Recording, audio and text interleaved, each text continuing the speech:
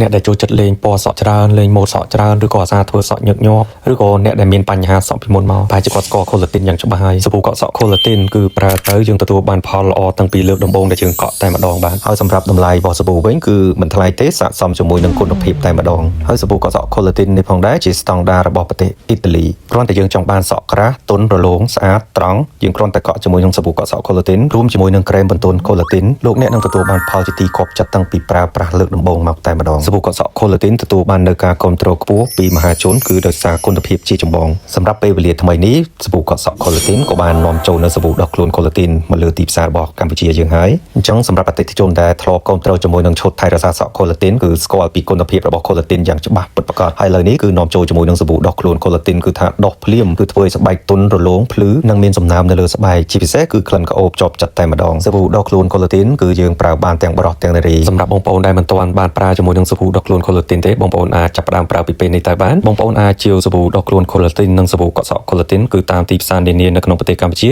ឬក៏អាចកម្មង់ទិញតាមអនឡាញក៏បានដែរ collagen ជាជម្រើសល្អរបស់លោកអ្នកស្រឡាញ់ពេញបេះដូង